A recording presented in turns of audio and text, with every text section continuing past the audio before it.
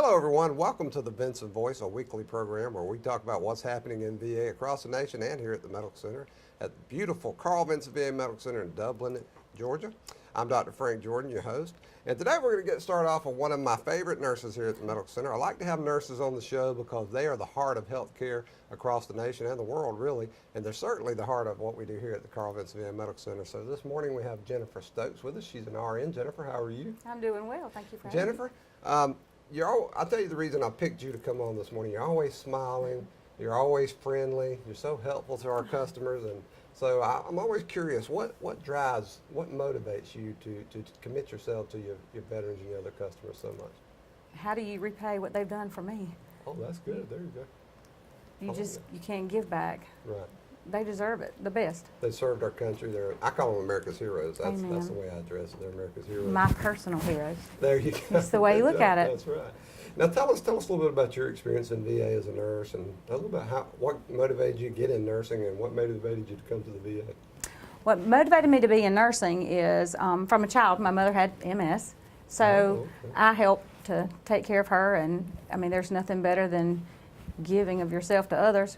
And then coming to the VA, my dad is a Vietnam vet, That's right. so I'm passionate about them anyway, but I just felt like I had something to offer that I could share, and they did something great for me. And Now that's interesting. You had a personal connection there. You said your mom suffered with MS, and we think about childhood. Most children are out gambling about, playing outside, and kind of carefree. But it sounds like you had some serious responsibilities as a child. oh yeah. And so that motivated you. So when did you get started in nursing? Oh my goodness. I would say 20 plus years ago now. Oh, You know, okay. I've done a little bit of everything. I love it. You can't get enough. It's a gift, really. What is there any favorite part of nursing that you've enjoyed most? The truth, Mhm. I am very passionate about PTSD, post-traumatic stress syndrome. I love taking care of people who have PTSD. Oh, and that's very That important has for us. become my favorite. Right. And so you encounter a lot of veterans that suffer from PTSD. And of course, we're trying to care for especially them. at night. Night things change, Mhm. and during the day, it's a wound that, it's not open. It's not a It's visible wound, that's right. Exactly. And so I say that our heroes walk around, and you don't know who has PTSD. That's right. But at nighttime, when things are quiet, still, that war that's on the other side Right. of the eyes, the battleground that's going on, it happens. And I wanted to be able to figure out how to help them through that. Yeah, because we say there are some wounds that just aren't visible, like you said, some injuries you can't see. A lot of people, you'll see veterans who've lost a limb or something of that nature, but the PTSD, ironically, sometimes they don't even know they're suffering from it. That's right. That's right. Right. And I have seen so many things that are similar with each veteran who has it. I call it stuffing. All day long, you hold it in, hold it in, hold it in, Right. and then it explodes sometimes, especially at night. It's just, It's like holding your breath, and then it's going to come out. You're going to have to breathe eventually. that's right. I've met a lot of veterans, talked to a lot of veterans. We had some on the show, in fact, that have suffered from PTSD, and without fail, they talk about the fact that once they started getting treatment for it and availed themselves of some of the resources the VA has available, their lives got better. That's right. You may have PTSD for the rest of your life. It may remit, but either way, there are resources that they can take advantage of and improve the quality of their life. So what other areas of nursing have you been in, Jennifer, that you found particularly interesting? I've done everything. I love med surg in the rural areas because you can do pre-op, post-op, pediatrics, just a little bit of everything. I've been a director of nursing. I've worked in the operating room. I've done wow. recovery. I've been a pediatric clinical coordinator. I just love nursing. That's one of the things I point out about nursing to people that I think would appeal to me if I were a nurse. It kind of reminds me of my police days. There were so many different areas of policing you could get involved with. You never had to be bored. That's right. You never had to get in a rut because there's so many different things you could do. And nursing is even more diverse. There's it so is. many types of nursing that you can be involved with. That's right. And now that I'm here, I'm going to be here forever. Good. Well, we're glad to hear that. Wherever they want to use me, I want to That's be right. here. We did a story this past week that went international about one of our veterans in hospice who passed away, and we arranged for him to have a final fishing trip. One of our social workers, Greg Centers, and our hospice manager, Dr. Carol Reuter, arranged for that. And that story was picked up internationally. I got hits on it in China and Turkey and Cambodia, and you know, it appeals to people, doesn't it? What's wonderful about that is that happens even when it's not captured. Right. All the time by that's people exactly right. who are doing things that are just that great. And That still, committed to it's the job. never enough for our Right. heroes. That's Never. right. And that's what I tell people, you know, the interesting point is we got all this attention for that, and it was good because we want people to know how we're caring for our veterans. That's But right. you're right, it happens here every day that there are people like yourself who are making a commitment to their veterans and really doing everything they can to make their quality of life better and care for them. So have you ever worked in hospice? Is that one area? I haven't. When I was the director of nursing, we had hospice inside the facility that I worked at. But I got the privilege of keeping my mom home with hospice. Okay. So I would think you can't get much closer No, to it I than wouldn't that. think so. And then they were great about letting. My mom was picky. She wanted me to do all the little things, and they were wonderful to let me help her through that. That's just the finest example of commitment a child can have for a parent I've ever heard, I think, because it's difficult to be a nurse, isn't it? I mean, it's not all. I think sometimes that people see they see TV shows and movies and they think about glamour of nursing. Same thing with policing and teaching and other emergency services. I don't think they realize sometimes when they're considering getting in the professions that there's a lot of work there. I think that's another reason why I'm so close or so passionate about PTSD. Nurses, you are expected to maybe care for a dying child and then go home and be the best mom, the best parent, the best, and so you have to stuff those things because if you've been given the gift, you're going to carry those pains with you. Sure. It may not be. Those are your patients, like the community living centers here. That's their home, and they become family to us. That's exactly right. Here. That's right. And so it's hard to, if it is time for them to leave this earth, to hold their hand as they pass over, That's to make right. sure that they do that in as much, peacefulness as possible. But then you got to come back into work and or go back home and pretend as if that didn't happen. Yeah, when I You was have to carry a police officer, Jennifer, I'd have some folks in the profession would tell me, you've got to separate yourself emotionally. And I never understood how I could do that because the reason I got into policing was because I wanted to help people and care for people.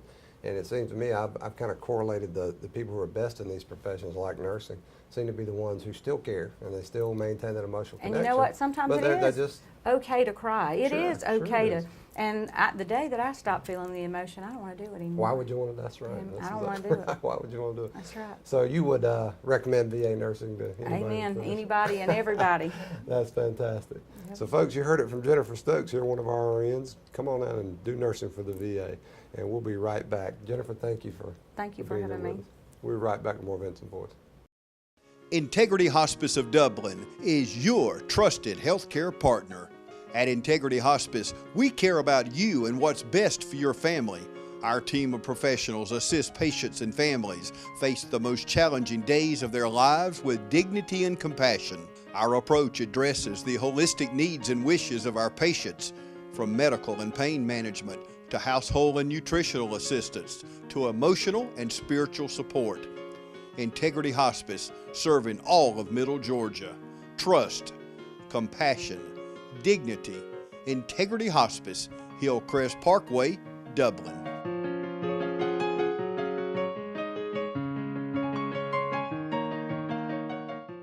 Folks, welcome back to the Vinson Voice. My next guest here is Mr. Michael Banks. Michael is our patient advocacy supervisor. Now, if you don't know what patient advocacy is, the VA is committed to giving our veterans a voice, to having effective communication channels for them and their families and all of our stakeholders, really, so that they can communicate with us, let us know what their needs are, let us know if things are going well. Sometimes things get off track here. It's a big organization, and we care for a lot of veterans, 38,000 veterans here in Middle and South Georgia, and more to come, we're hoping. So sometimes they get off track, and people like Michael Banks here at Patient Advocacy, they help them to negotiate the process and kind of give them some support while they're trying to work things out. Is that pretty accurate, Mike? Yes, sir, it is. Day to day, we have challenging issues that come up in our office, and we try to handle them and take care of our nation's veterans and our heroes and get what they need as far as their health care goes. Now, Mike, you've been in the VA for quite a long time now. What, like 24 years, 25 years? 30 years at the end of this month. 30 years at the end of this month. Good gracious, that's a long time. But we're glad to have you here, Mike.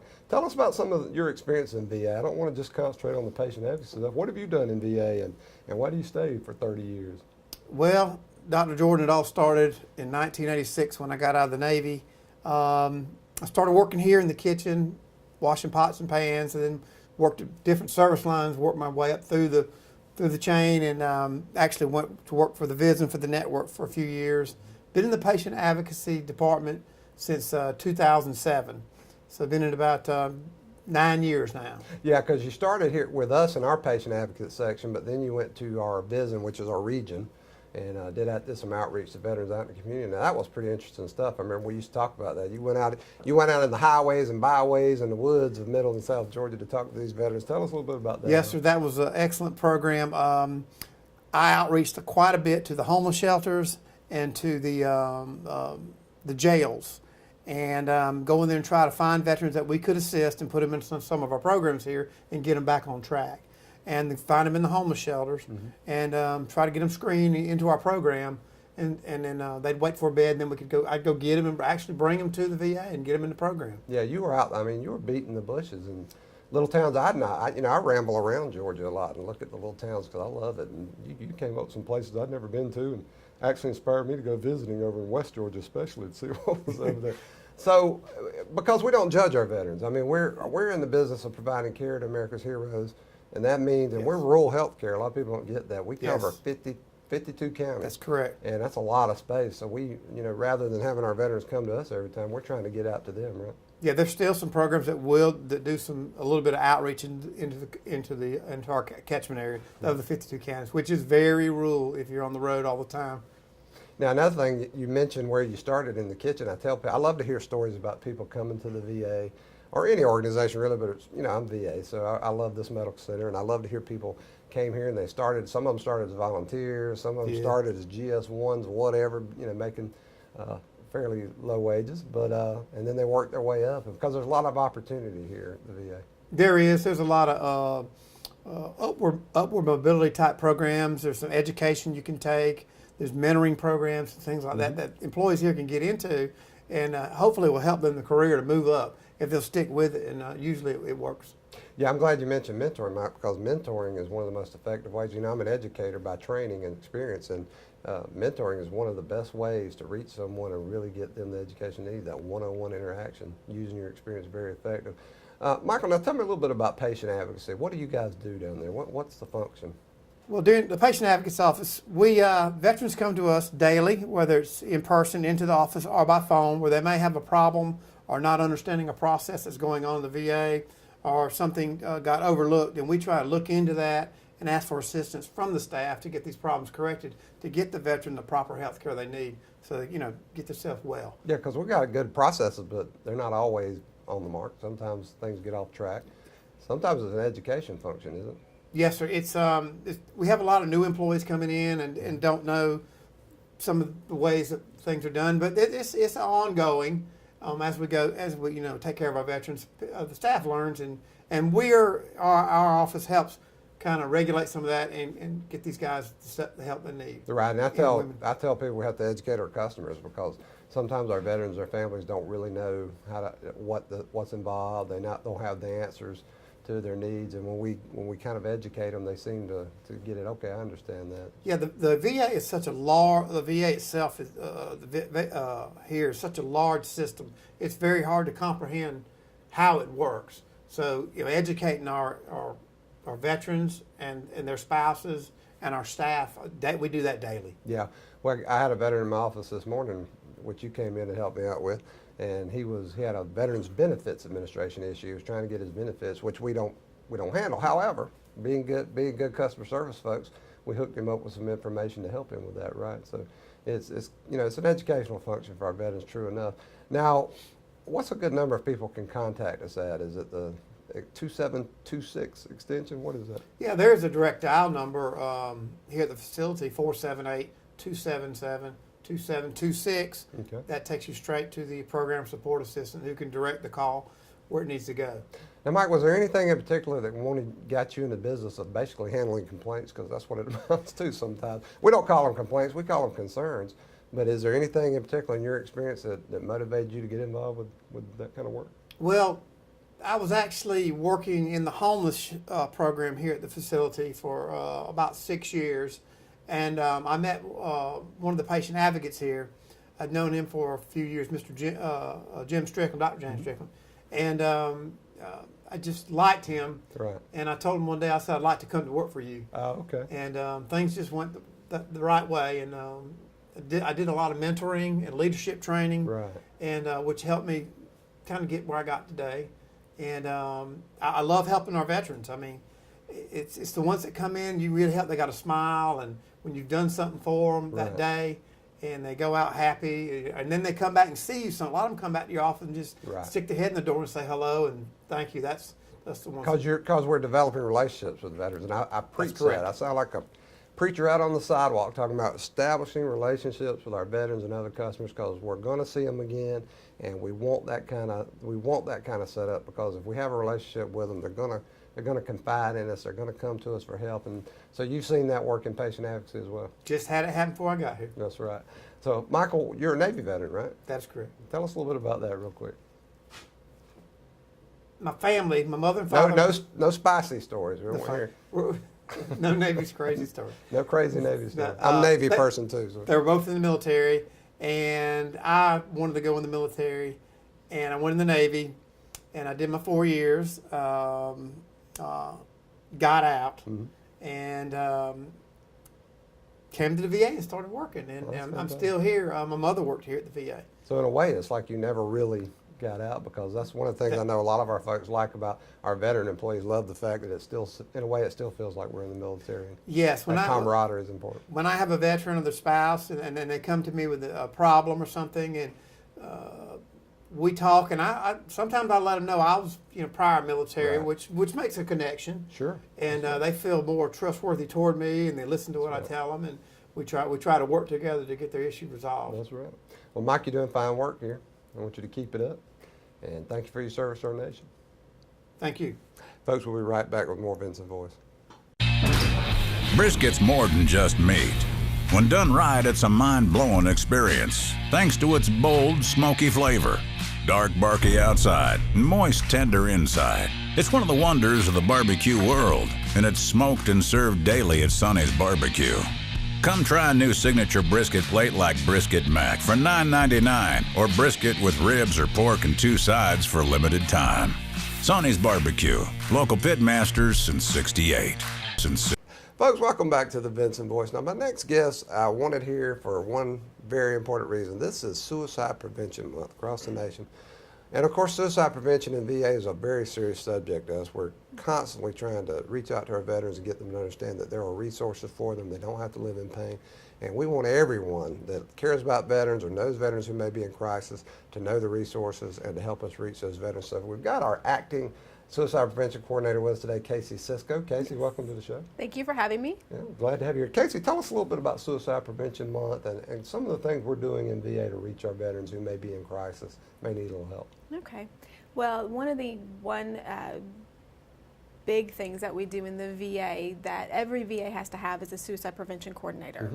So every VA has a suicide prevention coordinator who coordinates the suicide prevention program for the hospital. A lot of times the suicide prevention coordinator is set, their position is in mental health, but really they oversee all of suicide prevention in the VA. So they're responsible for educating all the staff members, regardless of what your position is, from the director to EMS. Every position, every person has to learn about suicide prevention, get that information so that they know how to recognize the signs for suicide, people who are at risk for suicide, and how to get them to the services that they need to get evaluated.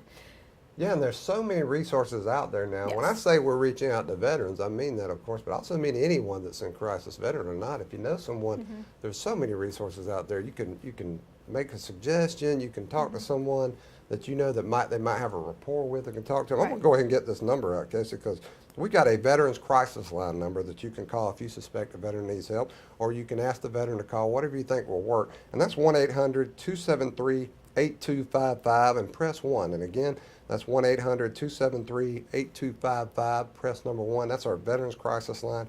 And you can Google this stuff or whatever search engine you prefer to use. Just put in Veterans Affairs, Suicide Prevention, and it'll pop up a website with a ton of info. Is that Right, right. So Casey, we know that suicide prevention among our veterans is an issue. What are some of the, and I'm glad you mentioned the fact there's a lot of education involved, because it is more than just dealing with the veteran who's currently in crisis. It's Right. about reaching them before they get there. It's about reaching the Right. families, that kind of stuff. So what are some of the things we do to try to work to do that? One thing we did, you mentioned the 1-800 number. That is the suicide prevention number nationally. So anyone, like you said before, who may be at risk for suicide or who are thinking about suicide thoughts, having those thoughts and those plans, they can still contact that number and they can be connected to resources. Like you said before, we do have option 1 for our veterans, and family members can also call. That's something that's very important. If you are a family member of a veteran who you're concerned about, you can call that 1-800 number and they'll talk to you about the resources that are available out there. And they will connect you to your VA that your loved one may be connected with to see about getting some resources to that veteran. Some of the things that we do here is we educate every employee that comes into the VA to start employment here at the VA. We go out into the community. We educate different community members, agencies. I was at a different VA. This is my second VA, and one time I was tasked with going into the schools and teaching suicide prevention to the schools and to the educators and getting that information out there. So we go into every facet of the community and in the veteran's life to provide that education. Yeah, so outreach is critical. I tell Yes. people, like today we're recording, so when you folks see it, it'll be over. But we're having a mental health summit in Millersville today. Yes. And one of the things we're featuring is suicide prevention, which Right. we do at all of our outreach events as much as possible, right? Right. Yeah. And I know the Macon Vet Center over in Macon, they help us out with that. So we try to diffuse that throughout the organization, talking about suicide prevention, the educational opportunities, getting the information out there. It's something we all do at the VA because we're absolutely committed to it. Now, how did you get involved with, let's go in your history a little bit. How Okay. did you get involved with this kind of work? I've been with the VA for 8 years. This is my second VA. I was at a VA in Missouri in Vinson 15. But prior to coming into the VA, I was very passionate about suicide prevention. Unfortunately, I have been touched by suicide in my life. We have lost loved ones to suicide. And it was something that's always bothered me or caused me to want to learn more about those who might have those thoughts and who attempt. So when I was in the private sector working with children, I had the opportunity to go to a specialized program to learn about suicide prevention. So I was providing suicide prevention resources and education prior to coming to the VA. The VA, I came in on board 8 years ago as the homeless coordinator. Oh, okay. And I wasn't in that position very long before a case manager for the suicide prevention program opened up. And that's where I wanted to be, Right. because that was a passion of mine. I enjoy that work. And so I applied for the position and I was granted that opportunity. And so I worked at that VA for about 4 years in suicide prevention, and then I transferred here as the suicide prevention coordinator. And I filled that role for a couple of years and then decided it was time to seek another opportunity. Sure. So I became a supervisor in mental health. Okay. And we are actively recruiting or looking for a new suicide prevention coordinator. But everybody at the VA pitches in when there's a vacancy. Yes. And this Yes, is a they critical do. program. They do. We definitely have to keep it going. So, and you're a social worker, right? Yes. Tell us a little bit about that. I'm fascinated by social workers because you guys do, kind of reminds me of being a cop because we were called upon to do so many different things. And when I talk to social workers, it's very similar. isn't it? We do all sorts of things. You can do administrative work where you're looking at data and looking at how we're meeting measures and come up with ways to meet the needs of the patients, provide system improvement, process improvement, or you can go the clinical route and do individual therapy, complete assessments, intakes, diagnose people, provide therapy, group therapy. You can work with all different people from birth to end of life stages. Yeah, and now that's what's cool. We were talking a few minutes ago about our recent story in our hospice unit about our folks that helped the veteran get his final wish. He wanted to go fishing, get baptized. We helped him with that.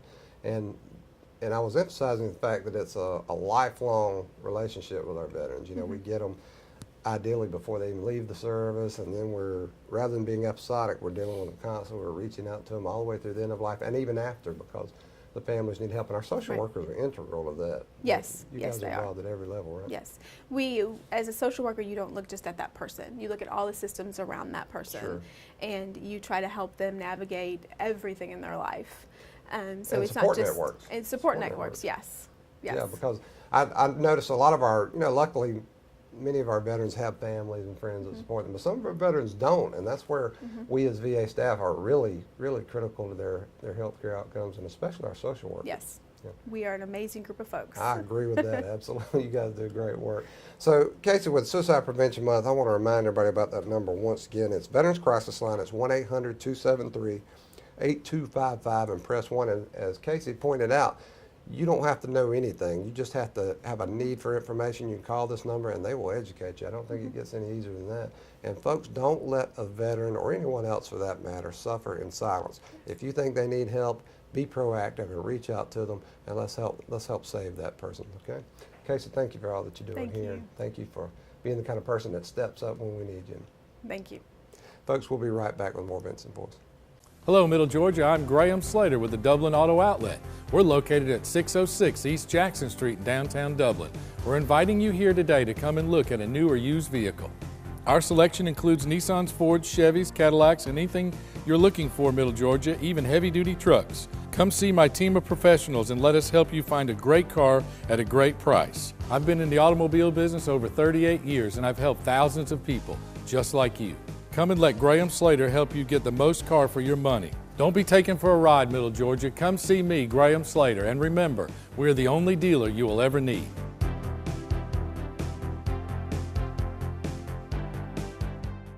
Folks, welcome back to the Vinson Voice. We like to close out each show. We talk about our events, what's going on, what's coming up. And the next event we have here at the Medical Center we really want to promote is this Friday, September 16th, is our former POW MIA recognition ceremony. Now, this is going to be the first year we've had such a big event. We always recognize these wonderful Americans who sacrifice so much for our nation, but this is going to be the first time we have an organized event, and we're opening it to the public like we do every event we possibly can. So we want you to come out September 16th, this Friday at 1 p.m. If you need any more information, just call Dean Swan, our volunteer chief, at 478-277-2729. Otherwise, just be here in our auditorium on the second floor, building 2. That's above our cafeteria and retail store at 1 p.m. this Friday. We hope to see everyone there to say thank you to our former POWs and MIAs. And then we're having a homeless stand down September 24th. That's going to be in Macon. If you'd like to participate or help the veterans and homeless veterans in some way, contact Nicole Sanders, our homeless veteran coordinator, at 478-272-1210, extension 2122. Or better yet, just shoot Nicole an email at nicole.sanders3@va.gov, and that's Nicole, Nicole, .Sanders, SANDERS3@va.gov. Helping our homeless veterans out, and these summits are great because we actually give them practical things like opportunities for shelters, toiletry items, clothes, and then we give them information about how to end their homelessness. So if you want to be involved with that, we certainly be glad to have you. And then we're going to have later on October 15th, starting at 10 a.m. in the morning, we're going to have a fall festival. If you'd like to be involved with the fall festival or know more about that, contact Dorothy Gibson, extension 3572 here at the Medical Center, or just shoot her an email at dorothy.gibson@va.gov, and that's Dorothy, DOROTHY. Gibson, GIBSON @va.gov. We'd love to have you. It's going to be a great event. We're hoping everyone will join us and see what's going on. There'll be a health fair component, VA information. It's going to be great. We had a good time last year, and it's going to be an annual thing, so join us. Also, don't forget tours are available here at the Medical Center. We want people to see how VA is caring for America's heroes. We want you to come in and enjoy the surroundings, our history. We've got a long history here at the Medical Center. Just give me a call at 478-274-5440 or shoot me an email at frank.jordan@va.gov, and that's Jordan, Jordan. I'll be glad to take you on a tour as an individual, as a group. Love to see the kids come through. We want our youth to experience the patriotism of this country and then carry it on throughout their lives. So give me a call, let me know, shoot me an email, we'll take you on a tour. And then finally, join us on our social media, on our Facebook page, especially our Twitter feed. We had a recent post about famous veteran Chris Christopherson, the songwriter and actor. Over 1 million views on this thing, 1.1 million the last time I checked. People love veterans. They love to hear the history of veterans and the military services. So get on there and share what you see. We got a lot of great information about programs and services, and the more you share, the more veterans and their families we reach. So folks, until next week here on the Vinson Voice, we hope you'll join us. Have a great week.